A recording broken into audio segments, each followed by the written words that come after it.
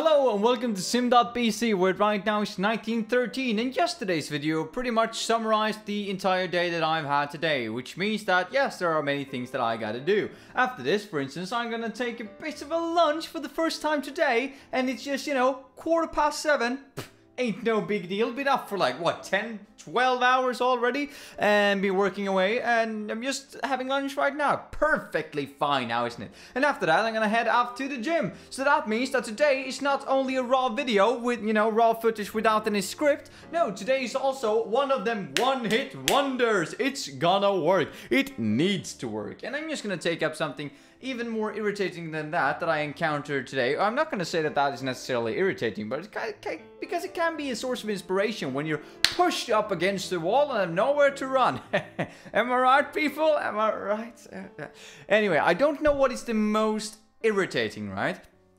Is it encountering something that you truly believe is really difficult, and then finding a really easy solution for it? Is that the most irritating thing? Or is the most irritating thing being stuck on something for days?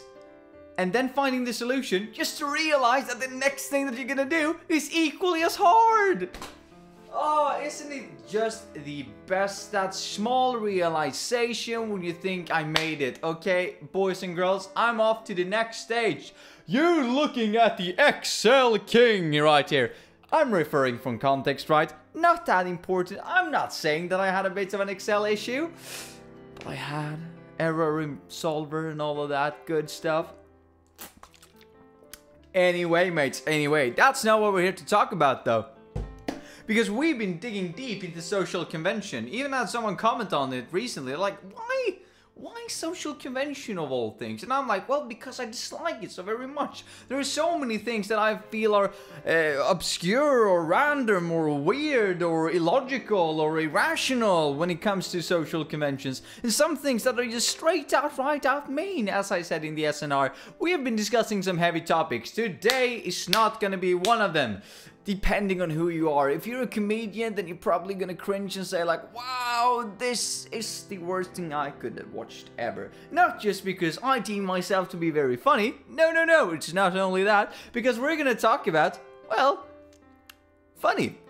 Stuff being funny. Because one of the things that I realized, over the years that I've spent on this planet, over the years that I've been growing up, and I know when someone says that, it sounds like they're like 200 years old, when in all honest reality, they're probably younger than 20.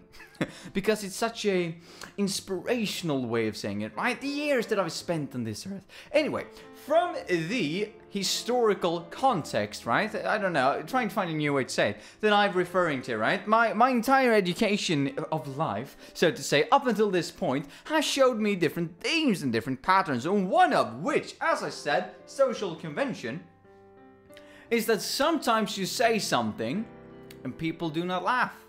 Now, that can be because of several reasons. One, and most obviously, maybe you didn't try to be funny, right?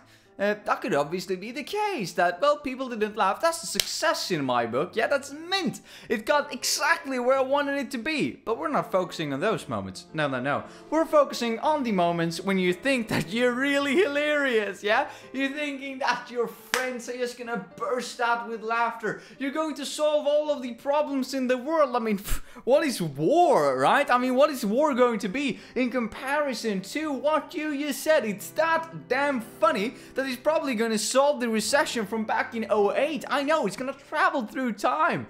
And then you realize that nobody actually got the message. Nobody laughed. I've been there a countless amount of times, and everybody who's a friend of mine or encountered me at one point or another can probably testify to that I, at times, think that I am truly hilarious. When in all, as I said, honest reality, I am not. People are just standing there looking at me like, what did he say? Did he think that I was really funny? And I'm like, standing there laughing at my own jokes. Anyway. It's not just me who has been the victim of this, right? I'm not the only victimized person here. No.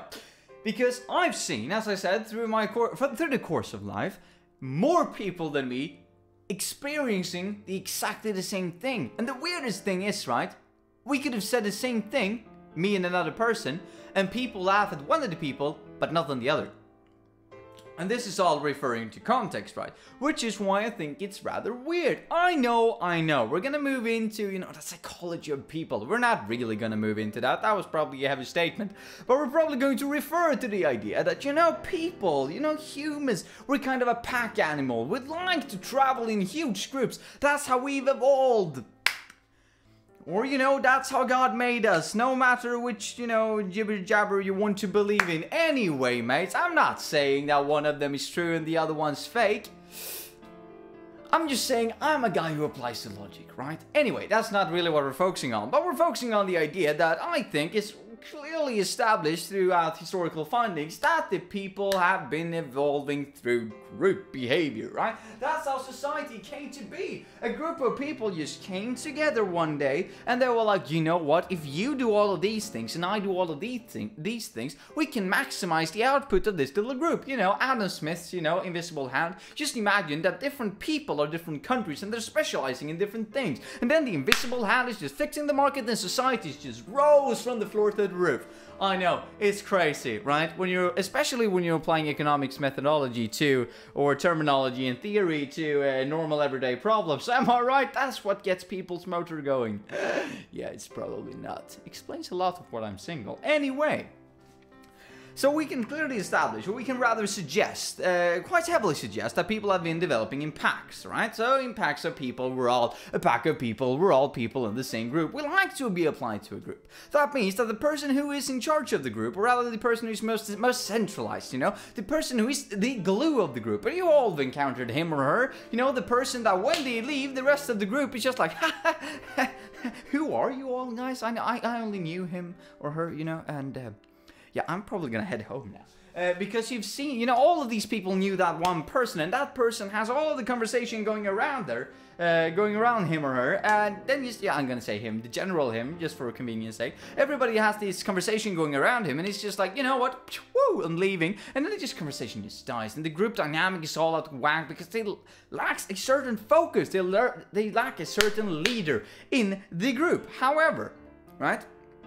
And this is something that is quite interesting, in my opinion, is that if we apply this idea, and I know that we deviated for a while, but that's to establish context, because as I said, referring from context when it comes to this issue that I'm having, or rather the observation that I'm having, is not a real issue, even though I see it as an issue, but I believe that most people don't see it as an issue, except for when that happens to them. And I just happen to, be the person who happens to more than the average person, I would assume. That was a lot of an average person and me too. Anyway.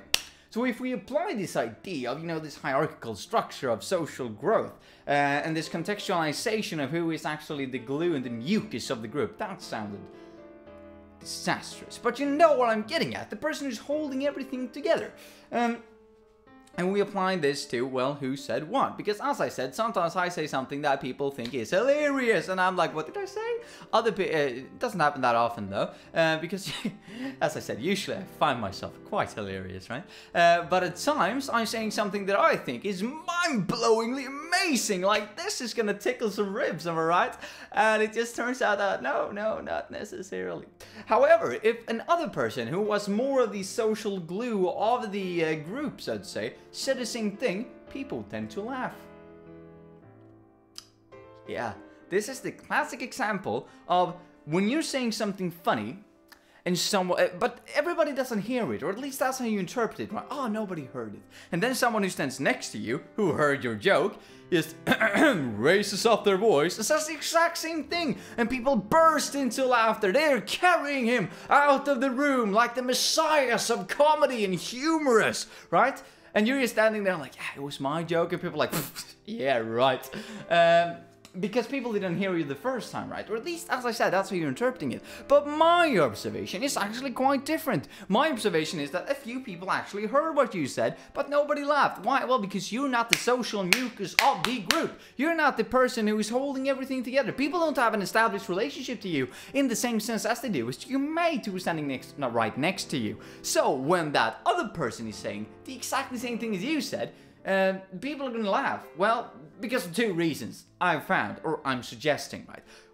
Suggestion number one is that, well, this person is probably going to say it a bit more loudly, and everybody's gonna hear it. Some people are gonna laugh, the more the people there are, the bigger the reason, or the bigger the probability that somebody's gonna find it funny, I guess. And then they start laughing and the rest, you know, bandwagon effect. The rest just join in.